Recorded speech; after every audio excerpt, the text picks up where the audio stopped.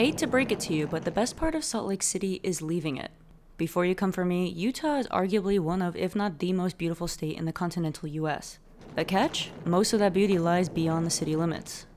I've flown into Salt Lake City quite a few times over the years to go to other parts of the state. I think Utah is one of the most beautiful states in the country, but I've never actually spent time in Salt Lake City itself, like in the downtown area. First impressions now that I've been walking around here and taking public transportation, definitely a culture shock in more ways than one.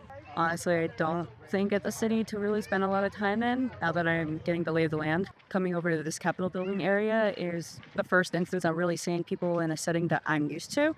Everywhere else that I've been, it's not the vibe, not my cup of tea.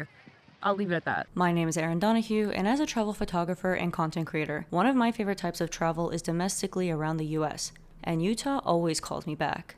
This time around, I decided to use Salt Lake City as my base camp for a series of unforgettable day trips. But before we hit the open road, let's talk about Salt Lake City itself. After all, you've got to know your starting line before you can appreciate the journey. I've been to SLC many times over the years, but this was the first time I stayed in downtown SLC, and I have to say, it just wasn't it. To be frank, there's not much to do. There's the Museum of Natural History, which is rather impressive, I have to say, but it's on the outskirts of the city. Passing by the Mormon church doesn't really count as an activity, and then there's the Capitol building on the other side of the city. It was only here where I felt the city was rather quote-unquote normal. There was a liveliness of people hanging out, relaxing, having photo shoots, and watching the sunset. I did hear an ungodly amount of religious talk from people around me, but I guess that just comes with the territory. For this trip, I was in Salt Lake City during the spring and got to see their Yoshino cherry blossoms at peak. When I went back a few days later in hopes of getting some quiet scenes at sunrise, they were all on the ground. If you've been following this channel for a while, you'll know I'm a big cherry blossom chaser in New York City, and I share photo guides and tips on it. Similar to the cherry blossoms in Washington, D.C. and New York City, which were gifted from Japan to the U.S. as a sign of friendship, Japan also gifted cherry blossoms to Utah following World War II. However, they weren't the first ones planted in the capital. Those were actually planted on Arbor Day in 1931. Now, unlike the cities on the East Coast, the gifts from Japan here were Kwanzan cherry trees instead of Yoshino. The cherry trees were there until 1999 and then replaced by Yoshino cherry trees after a tornado damaged the Kwanzan trees. Getting around Salt Lake City is relatively easy, and I like that there's accessible public transportation from the airport. It's $2.50 on the TRAX, but basically free since no one checks. At least no one did when I took it. If someone does come around, there's a very convenient app you can buy the ticket on ASAP. For this trip, I stayed in 2 sections within the TRAX free fare zone, which means you don't have to pay for a ticket when riding the rail. I'm curious though who pays for that. So I hopped on and off when I could, but since it's central and a lot of the locations I was heading to for the views were on the outskirts, I still had a lot of walking to do. Getting steps in while on a trip is a great form of exercise, but I can see this becoming a big hassle if you live there. Downtown is walkable, but for a city of 200,000, it seems everyone is driving instead, and there are 6 lanes of traffic, which I think is overkill for a city infrastructure. It's ironic that large cities like Las Vegas, LA, and New York City need and should that many lanes, but Salt Lake City, which has a much smaller population in comparison, is the one to have it. The math ain't mathing, and when walking across the street, it's a journey. Anyway, without getting too much into it because it requires a lot of nuance, I had a bit of a culture shock in more ways than one in Salt Lake City. While walking around, there were times where I was on heightened alert for my safety, and as someone who lives in New York City, that's saying something. That being said, the food scene in downtown Salt Lake City is incredible. Everywhere I went to eat was amazing. I just wish more venues were open so I could have tried more places.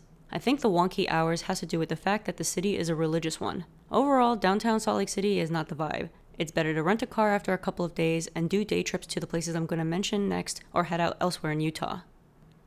While public transportation is convenient within the city, like I said earlier, the best part is leaving it, and that means renting a car. After a couple days in downtown, it was time to venture out and see the beautiful natural wonders in the vicinity. Most of them I've been to before. However, my plans almost hit a snag when my partnership with a car company fell through at the 11th hour, almost leaving me stranded. Luckily, this setback turned into an opportunity to try something new. I decided to test out Turo, a peer-to-peer car rental sharing service app. Think Airbnb, but for cars. Within 24 hours, I had a rental car booked and ready to go. The process was smooth. After my reservation was approved, I was given the location details to pick up the car with the keys waiting inside. Just like with a regular rental, I took inventory of any scratches, dings, the gas level, and mileage before driving off. One thing to note if you're considering Turo, any car rental protection from your travel credit card is typically not valid with this service. You'll likely need to purchase Turo's insurance, which can add to the cost. For my one-day rental, it came out to $88, which I split with my friend I was traveling with. Despite the added insurance cost, having a car opened up a world of possibilities for exploring Utah's incredible landscapes. And my first stop, the famous Bonneville Salt Flats, one of the most unique features of Utah. This is probably what is most associated with Salt Lake City, but it's about a 90-minute drive from the city. So if you want to go here, renting a car is a must.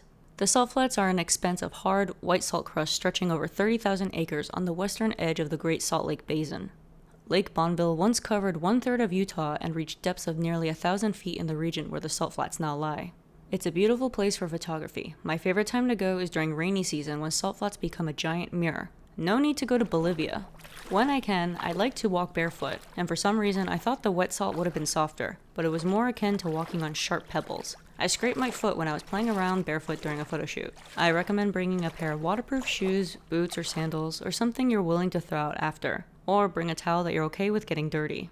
There are 2 main sections to the Bonneville Salt Flats. The rest area near milepost 10, and further up on the road is the famous Bonneville Speedway, where amateur racers go to break land speed records. While everyone knows about the Salt Flats, the Pink Lake is much lesser known. Even the locals don't really know about it. I'd say this is a true hidden gem in the US. I've been wanting to see the pink waters for myself for years, and I finally had a chance to. The best part is I had the whole place to myself. Like, literally there is no one here. We have the whole place to ourselves. It's pretty amazing. There are 2 spots to see the Pink Lake. One of them, the Stansbury Island Beach, is on the way to the Bonneville Salt Flats, and that's the one I went to, while the other is on the other side of the lake. I didn't get a chance to see the spiral jetty section, but it looks like that's the prettier option, so I'll have to come back. The roads are gravelly, so be prepared to wash your car after venturing here. Lastly, if your itinerary allows for it, head to Park City. The town has a lively and colorful past. Founded by prospectors in the late 1860s, silver was mined here until the early 1970s and then became famous as a world-class mountain resort town and venue for the 2002 Olympic Winter Games. I have to say, it's definitely way more of a vibe. Park City has its own lifestyle and the people there were fashionable, even casually. The town aura felt a little like Sedona, Arizona, if you've ever been there. While I was there, I did horse meditation with Park City Horse Experience. I'm a low-key horse girl and I love being in the presence of horses again. The meditation focuses on the fact that horses and animals in general are sentient beings. Afterward, I had dinner at the beautiful Empire Canyon Lodge in the vast Deer Valley Resort. I only had a day in Park City, so I definitely want to go back and spend more time there hanging out and exploring. So that's a wrap on Salt Lake City this time around. While downtown might not have been the vibe I was expecting, this trip definitely had its highlights. Remember, sometimes the best experiences lie just beyond the city limits. If you're planning a trip to Salt Lake City, don't hesitate to rent a car and explore. And if you enjoyed this video and found it helpful, please give it a thumbs up and hit that subscribe button for more travel content. Drop a comment below sharing your own SLC experiences or let me know which part of this trip you'd love to see for yourself. See you in the next video.